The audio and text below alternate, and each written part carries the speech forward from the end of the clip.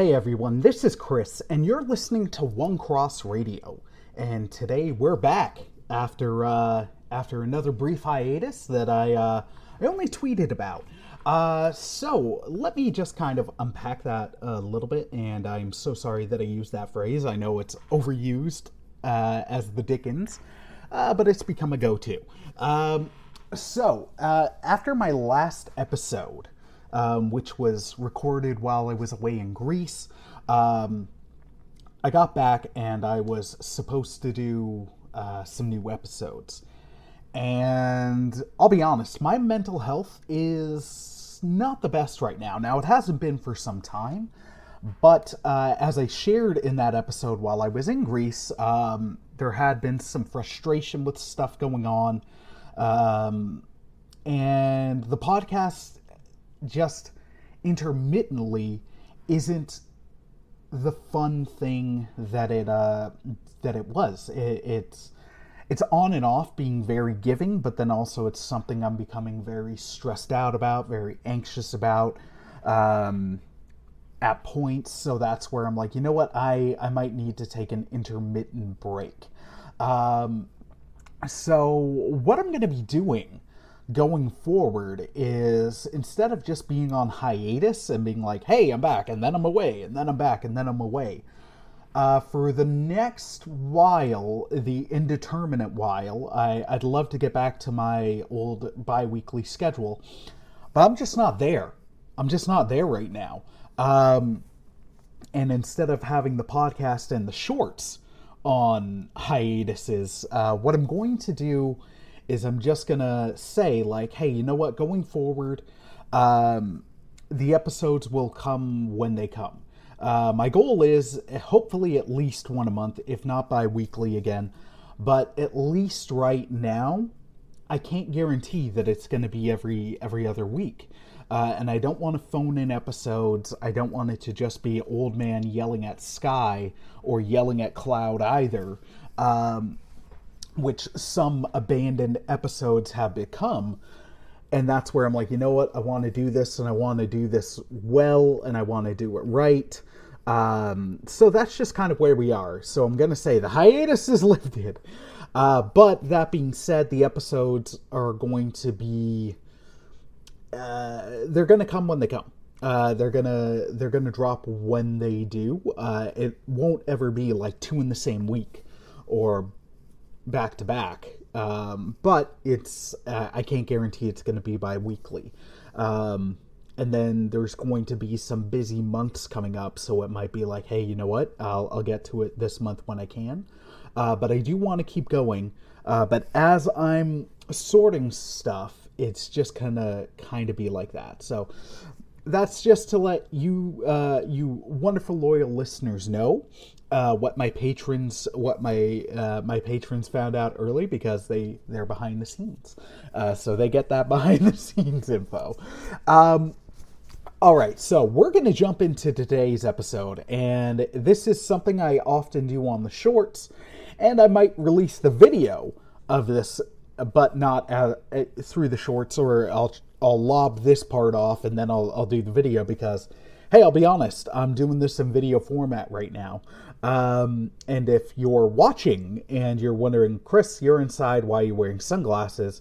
It's because I have a not so fun eye infection that's just bothering me today. So that's why I'm wearing these shades. And then if you're wondering what's with the background, well, I'm on my work computer. So there we go. I'm not recording on my work computer, but it is in the background. So that's why you're seeing some interesting stuff in my shades. So all that being said, we are doing a ranked filmography episode. And we are going to rank the five official. I was originally going to say theatrical, because one of them was intended originally theatrically, but then it didn't happen. It ended up going to streaming, but we are looking at the five official releases in the Predator film canon. And with that, I'm also disregarding the two AVP films Because one, they're bad. Even though they've got some cool lore stuff to them, they're still bad. But then also because they've kind of been retconned out, and I'd still love another AVP film. In fact, I think it's baffling to me that we haven't had a good one yet. The premise is so simple, and it works, and it makes sense, and there's so many good AVP comics that I'm just like, how? Anyways, so we are gonna go with we're gonna hop in a second. Now, before we jump in, I do want to just toss in my 2 cents. Now, it's gonna sound like I'm being super negative on the fan film, and that's not intended. Because hey, someone did this. That's awesome. Kudos to them for seeing it through. But the thing that I'm going to be also doing, it is going to sound like I'm being negative. And that's not my full intent, but it's to be bluntly real. So that's where it's going to sound like I'm throwing a lot of shade. But one of the films, and I'll get to my rankings in a little bit, the most recent entry to the franchise, Prey. It recently dropped on Hulu or Disney Plus if you're up in Canada with me. And it has gotten for the most part, wonderful reception. But that being said, since now I missed a lot of the hubbubaloo when they announced it, because I mean, let's be real. Whenever movies get announced now, especially if there's a female lead, sections of the internet freak out. Even though there's been some wonderful female leads, and I'll argue that this film also features one. But then people were originally like, I missed it. People were pointing out a little bit into it, like, oh, this is a ripoff of a fan film, and it's some a criticism that I don't think is just. That's gained some traction since its release. So I'm just going to talk about that and park here for a sec. Now you'll hear me saying, like, I don't think that's a fair description. And it's for a couple reasons. One, I've watched the fan film. The similarities are it's a native female protagonist, and she's facing off against, in this case, 2 predators, in the fan film's case. So it's a native woman with face paint facing off against predators. That's it. And before someone else goes like, oh, but that's like really, really similar. To illustrate, one, with predator stuff, you will see time and time again people making pitches for ideas for predator films. Some that I really love. There's been pitches for Predators in the Dark Ages. Guess what? There's a fan film of it. There's a Celtic Predator fan film. Similar timeline. Both myself and Mike, separately and then together, have talked like, oh, wouldn't it be dope to see a Predator film take place in Viking times? Like, that'd be awesome. Guess what? There's a fan film being crowdfunded right now called Predator Valhalla. Why am I pointing to these? It's because these ideas, as much as they're cool, are fairly common. And if we were to dive into the looks of these films, chances are they would end up looking similar.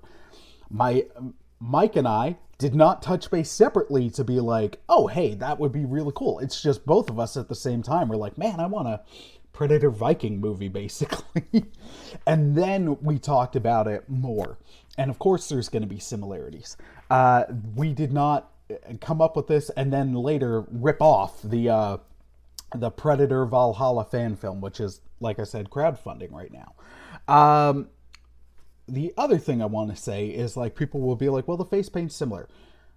Native peoples wearing face paint is common knowledge. It is very common knowledge. It's within the pop culture lexicon.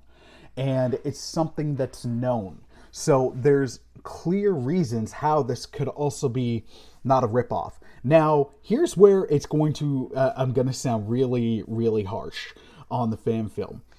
This is an incredibly low budget fan film. A very low budget fan film. Like to the point that it had, basically I felt like I was looking at people had gotten toys from Toys R Us and then we're doing that. This isn't Predator Dark Ages, which actually seemed to have a budget to it. This is called Warrior Predator. I'll be honest, it's not that good. And this is where it's going to sound like I'm being very dismissive. But the fan film on its official YouTube page has existed for 2 years.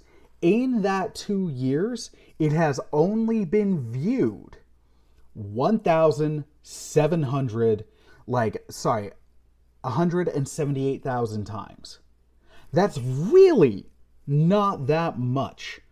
And it is entirely probable that the people making Prey, who have had this concept gestating since 2016, that's in official releases. So 2 years before this fan film came out, Prey was announced as moving forward before the release of Shane Black's The Predator back in 2018. So that got official notice 4 years ago. That got official notice when later that year, or 2 years later, this fan film dropped. This fan film that has, and again, I'm not knocking it, because I mean, I'd love 178K views or listens on anything I've done. I'd love that. Like, but it sounds like I'm belittling it, but I'm just being very real. That is a small view pool in the scheme of other fan films, trailers, whatever. To me, it is entirely probable and likely, and I think what happened, that I don't believe at all that the people making the film Prey had any knowledge of this. I had no knowledge of this until I read about it, and most people still don't. So when you look at it, it's entirely probable that people come up with similar ideas. I pointed out that myself, and these fan filmmakers have. It's been something that's been pitched on countless Reddit threads and tweets.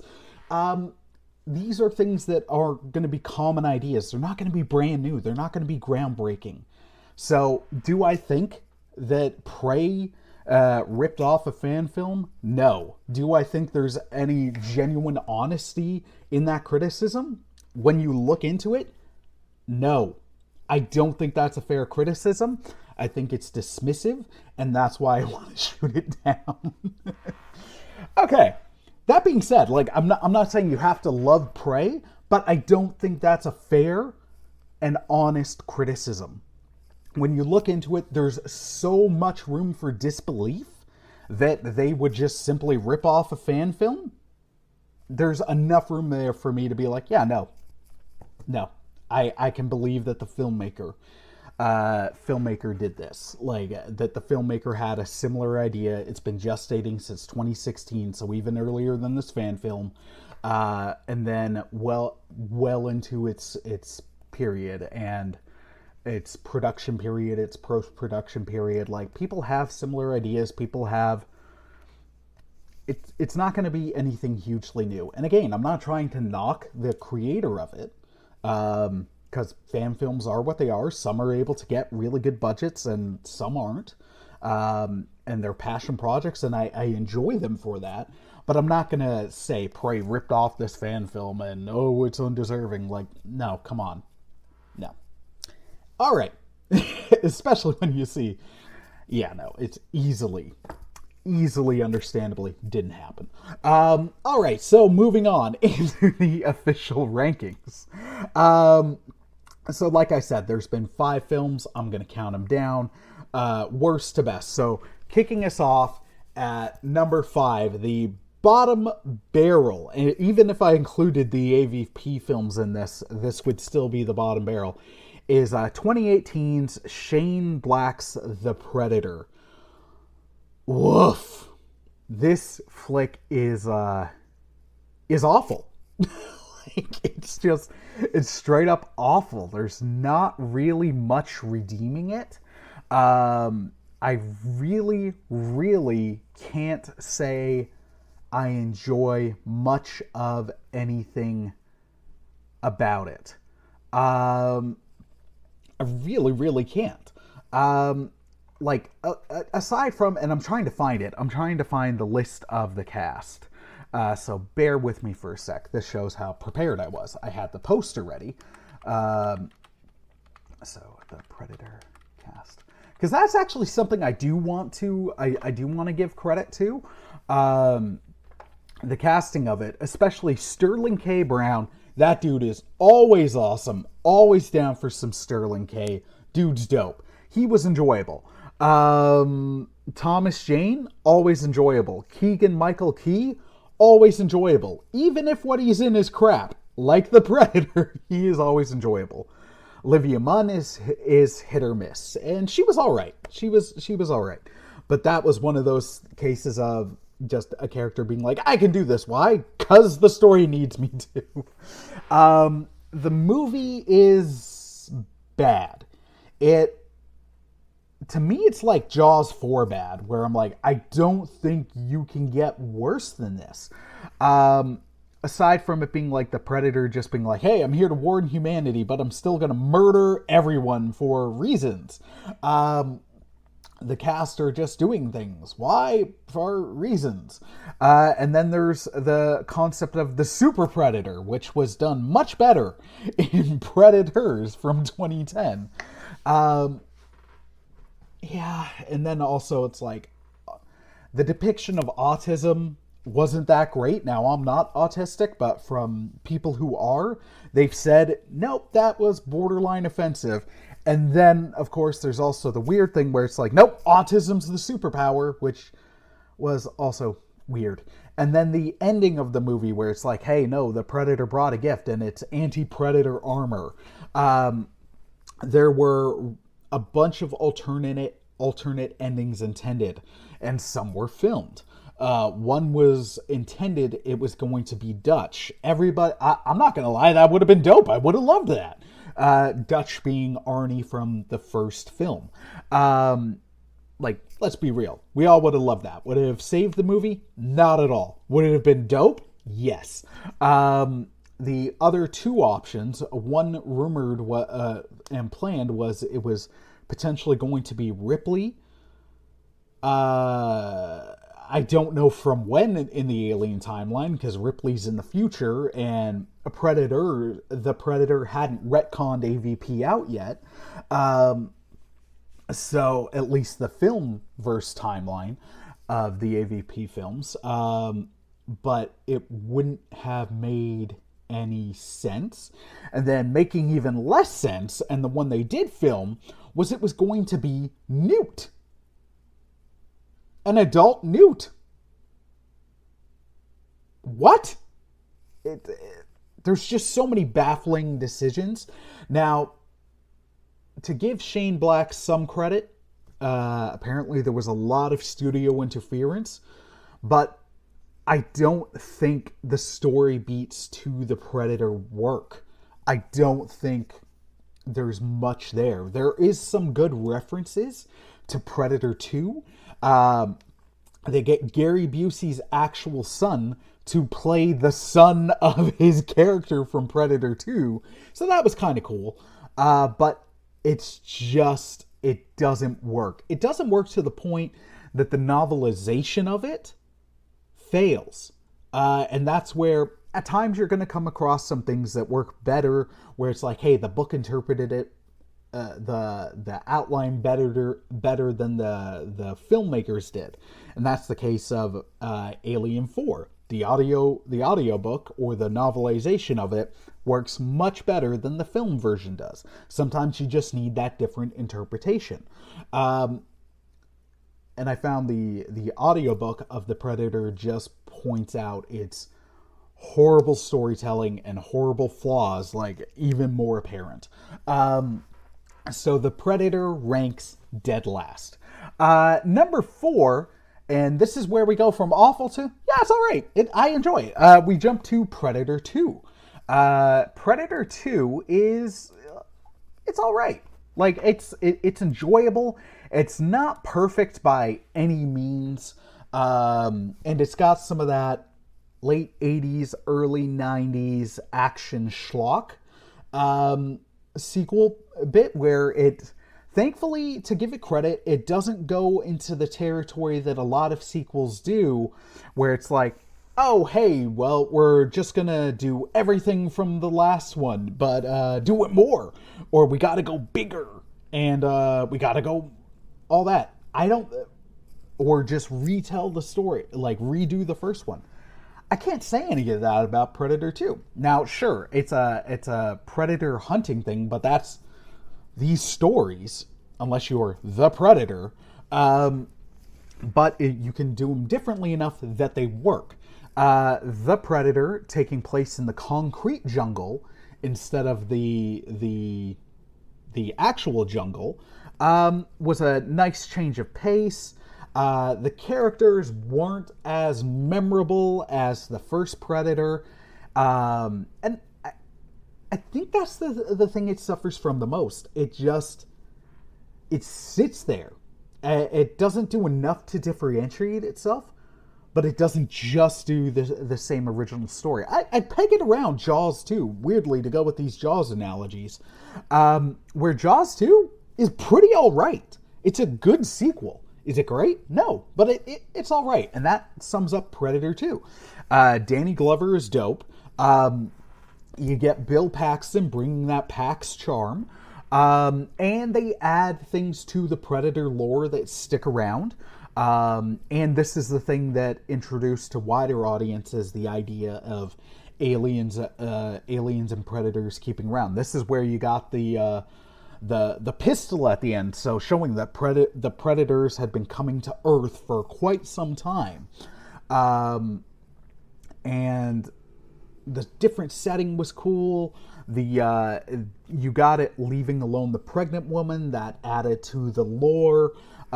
It added some further tech, and then it recreated some stuff. It's not amazing, but it's all right.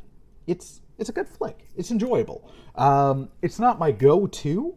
It's out of the ones I enjoy, it's probably the one I go to the least, but it's still one I dig. It's got its flaws, but it's enjoyable. It's probably out of the first 3, in many ways, it's the most harmless. There is a lot of cocaine because you're in the jungle or the concrete jungle of Los Angeles, and gangs and people just snorting up ridiculous amounts of. Anyways, all right. So next up is 2010's Predators. I really, really enjoy Predators. And for a while, it was my second favorite, hands down. Now, Prey edged it out a little bit, and it's even a leg up I give on Prey over the original Predator. And that's just because some of the stuff in Prey will age much better.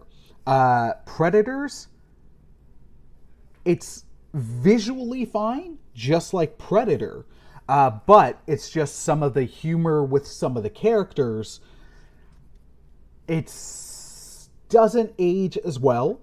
In Predator, there is some stuff, and we'll get to it, that's a little off-putting for wouldn't fly today.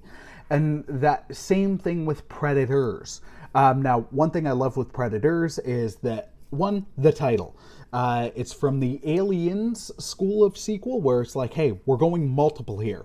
It's not just going to be Alien 2. In this case, it couldn't be just Predator 2, because that already happened. But instead of doing the number, it was like, no, instead of just a lone Predator, there are several. There are 3 Predators, and they are, like, in this case, they're called the Super Predators, or within the fandom community of Predators, so I'm just going to be clear, they're called the Yautja. And there's the classic Yautja, and then in this case there's almost the berserker Yautja, and they are predators who don't have a code of honor. They're not like, hey, I'm going to take off my helmet for the final battle because you've proven to be a great foe. Like, yes, they're looking for challenges, but at the same point, like, no, they're gonna make it as easy as possible for them to kill, to kill everybody. Like, no, it's gonna be they're always going to have the advantage. It's not gonna be like an honorable battle. They're gonna like sneak attack you. They'll stab you if you're down, even if you're under threat. They're not gonna even the odds and take off the armor or the weapons or anything like that. They're like, that aspect is cool. They're bigger than the traditional predators. They're leaner. They look slightly different, so the in-species fighting is cool, and it's much cooler than the idea you got from the Predator, where it's like, hey, we're gonna take the berserker, but we're gonna blow him up to like 11 feet, and he'll just be like roiding out on like different DNA to make himself the perfect predator. The other, not pun, but the other idea with the title of Predators is everyone in the film is a predator. You're talking about like people from like from the army, from war groups, mercenaries, serial killers, like the Doctor, played by I almost said Eric Foreman, Topher Grace. Like he's a predator of opportunity. He kills people. Then you've got like the death row inmate serial killer. And then people from war group, like a Yakuza, mob boss from Tijuana, soldiers of... Anyways, like, you get what I mean. None of them are necessarily good people. And they're all people who kill people. They know combat, they know battle, they know... in Adrian Brody's case, he's like, nah, I've hunted people. So it's that kind of thing. So it's not just the predators, the Yautja, but it's also the people themselves. Adrian Brody is great in the flick. I really, really dig it. Being on a different planet is cool. The interwarring species of predators is cool. The Lawrence Fishburne cameo is cool. It's different. I think everybody was hoping and expecting it to be Arnie, but that didn't happen. I would have loved it if it was, but the Lawrence Fishburne idea still worked. It was cool. The thing that makes it difficult to recommend is actually one of the characters where the actor is fantastic. He does the job really, really well. But the character is a death row inmate guy, and there's just some lines of dialogue where I'm like, I've worked in social work. I've worked with people who have been affected by some of these issues, some of the things that are flippantly there. So I know that, hey, you're not supposed to like this guy. You're not supposed to agree with any of the things that he's saying. But it's still like, on rewatches, I'm like, man, it's difficult for it's harder for me to watch the scenes. So that's where I'm like, I know other people who would be, even though the film's not intending to offend, that stuff would. So that's what knocks it down a couple pegs. And that's an issue that the original Predator had, but I found it even less offensive. But anyways, moving on. Number 2 is the most recent addition to the franchise. It is Prey. I did not think I would enjoy this movie nearly as much as I did. Coming out of The Predator, I was like, oh man, this could be like, they should just do AVP. That's the only way this franchise can be salvaged. And I was wrong. This was awesome. Again, not perfect. Now, I've seen some people mention the historical accuracy, and if you're friends of the podcast and you've mentioned it, hey, this isn't at you. I've seen other people get really, really uptight about the historical accuracy, but at the same point, we are watching a movie with an alien from space coming back. That didn't happen, so I'm going to allow some historical inaccuracies. They're not busting out lightsabers, so I'm good. Or machine guns, or any. You get what I'm going for here. The lead actress, I'm just going to try to find her name because I want to get it right. Amber Mid Thunder. She was fantastic. Then Dakota Beavers as her brother was also fantastic. I thought the cast did phenomenal to shoot down some of the stuff that was coming out originally because, unfortunately, at times, and I do think there is fairness in the criticism. Now, people will get uppity when it's like, oh no, it's a movie with a female lead, like, oh, this is going to be blah, blah, blah. Now, of course, there's going to be people being stupid and sexist about it, but at times, it is accurate that to uplift the female character, they will dumb down every other male character and some of the other female characters. So she stands well and above. It's something that happens in comics. It also definitely happens with male characters. I'm not denying that, but I'm just pointing out that criticism. So in that aspect, when people it wasn't clearly sexist stuff, I'm like, okay, no, that is an unfortunate trend. That happens. Doesn't happen in this. I wouldn't say any of the male characters or other female characters are dumbed down to make Naru, Amber Mid Thunder's character, greater than. She still has flaws. She goes on a great journey throughout it. Her brother is a fantastic character. I really just dig this flick. It is very much a spiritual successor to the original Predator. It has references to stuff from Predator 2, which is dope. Because most of the time when people are looking at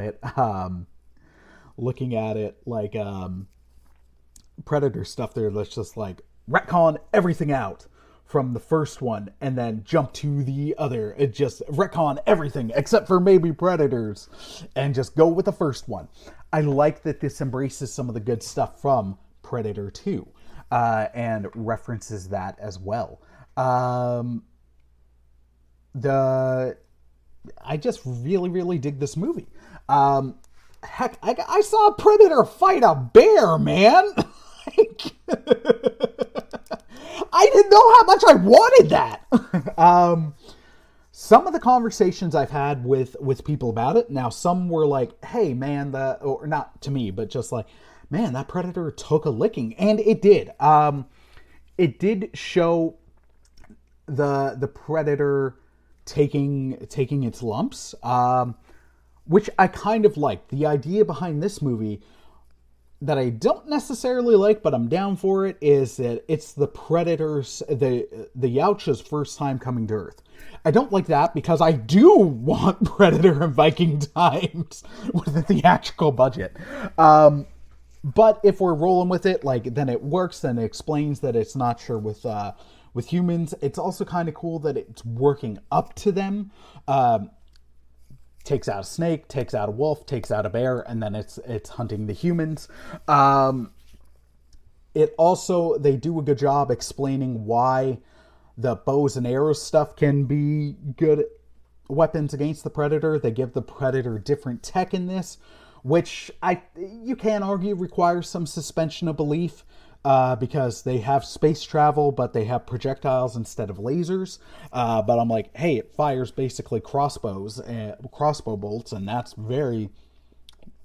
I'd buy a Predator with a crossbow. That'd be dope. It also has a physical shield instead of like another shield.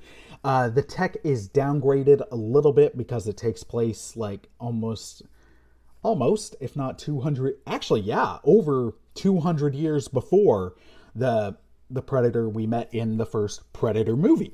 So I like that similar but different tech. It makes sense that they'd be upgrading as they go.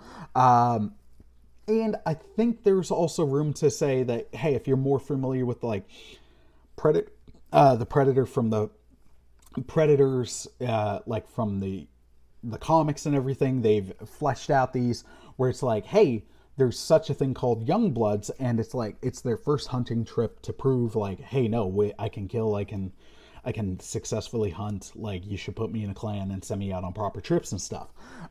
So that also could have been that in Prey. The one thing that takes away from the flick for me is, now you've heard me in the past say I don't want just senseless violence, like, but a good violent scene can be dope and it can be awesome and it can be well constructed. The kills in Prey are fantastic. There's some very artistic shots with them. And my disappointment with it is we don't spend enough time on it. There's one shot where like the prey just the predator rips just rips through a dude. So you got blood spatter and it's in a wide shot and it's cool, but I'm like, dang, I kind of wanted to see that up close, just because you did that artistic kill with it. And I'm not talking like you got to do torturous stuff. I don't want that. But if you're doing the craft of it well, then yeah, color me intrigued. I'm gonna want to see it. And they have it happen quick, and not like it cuts away, but then it just keeps moving. And I'm like, but that looked cool. I want to see the mechanics of how cool it looked. Like, slow it down. So that's like the one criticism. I would have loved to see, like, we had some really cool artsy kills. I would have liked to seen those more, like actually not into the nitty gritty, but zoomed in a little bit more. It was almost like, hey, we're getting a cool fight, but it's out of focus slightly in a bit away where I'm like, no, zoom in! That kind of thing. So Prey, I really, really enjoy. It is it's well earned my number 2. And it doesn't have any characters saying things that by 2010 you wouldn't joke about, let alone by now. So that's where Prey, if you, like, not in the sense of like, oh, people just need to not be offended. I understand why people get offended by things. So Prey doesn't have really anything that I could say is offensive, so it is the least problematic. And there is fair uses of that term. It's just also overused. Prey doesn't have any of the problematic issues that you could argue Predators or the original Predator does. Speaking of, my number 1 is still the 1987 classic Predator. I will argue that Predator is a borderline perfect flick. It is beyond entertaining. It should be just 80s fun Schwarzenegger schlock. It really should and could be. But it's not. Everything coalesces for this flick. It's not just your standard Arnie Commando movie. Like, it is like a great borderline horror sci-fi action thriller.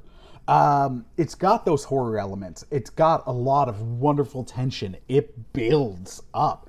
You want this finale. Yes, it's got ridiculous amounts of testosterone and the most epic handshake ever. High five into handshake ever. Like, it gave people beards. It was so epic and testosterone filled. The handshake in Predator had more testosterone than both. Oh yeah, there was a third. I'll say both Expendables films. And it's just such a solid movie. There are a couple lines of dialogue that don't fly anymore. There's one character where I like him, but I'm just like, I don't. It's not my kind of humor, but it's not enough to deter the rest of the flick for me. It's got a solid story. It's engaging the whole way through. Visually, it holds up. is a product of its time, but in the best possible way. I thoroughly enjoy this. I know at times, even within, like, even though there's the bleed over with AVP, you get some Alien fans who can be quite snobbish about the Alien films and be like, oh, well, they're not the Predator. They're not Predator. And I'm like, when was the last time you actually watched Predator? It is a fantastic film, and on its own merits, I would say I'd match it quality-wise with the first two Alien films. It doesn't have, like, the same... Those might be deeper thinking films, you could say. Because you're looking at horror and horrible... And... a horrible state of humanity and capitalism gone horrible. All those things. But Predator, I find just as engaging as and enjoyable as a watch as those two.